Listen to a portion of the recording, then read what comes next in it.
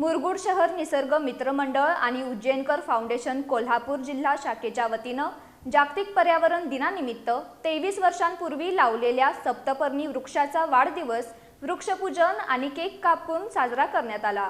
मुरगुडच्या लोकनियुक्त नगराध्यक्षा सौ सुहासिनी देवी पाटील आणि उपनगराध्यक्षा श्रीमती रेखाताई मांगले यांच्या हस्ते यावेळी केक कापून वृक्षाचा अनोखा वाढदिवस साजरा करण्यात आला। मुरगुड इथल्या वनश्री मोफत रोपवाटिकेचे संचालक वृक्षमित्र प्रवीण सूर्यवंशी यांनी निसर्ग मित्र मंडळाच्या माध्यमातून 23 वर्षांपूर्वी वृक्षारोपण केलेल्या सप्तपर्णी वृक्षाचा प्रातिनिधिक स्वरूपामध्ये जागतिक पर्यावरण दिनाचं औचित्य साधत पर्यावरण संवर्धन आणि वृक्षारोपणाचा संदेश देत वाढदिवस साजरा केला।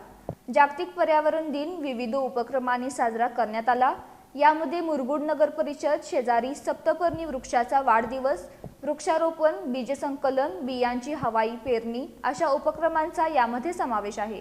या प्रसंगी आपल्या स्वागत प्रास्ताविकेवर मनोगतामध्ये वृक्षमित्र प्रवीण सूर्यवंशी यांनी वृक्षारोपण आणि वृक्षाचं महत्त्व यासंबंधी मार्गदर्शन करताना वृक्षमित्र सूर्यवंशी यांनी सांगितलं की जागतिक तापमान वाढीची झळ यावर्षी सर्वांनाच प्रकर्षानं चटके देऊन गेली आहे।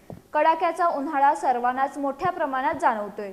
वृक्षतोडीचा हा दुष्परिणाम सर्वांनी आता तरी मनावर घेणं गरजेचं आहे। त्यासाठी वृक्षारोपण आणि वृक्ष संवर्धन हाच एकमेव उपाय असल्याचं आणि तो प्रत्येकानं कर्तव्यबुद्धीनं पार पाडणं काळाची गरज असल्याचं त्यांनी यावेळी प्रतिपादन केलं।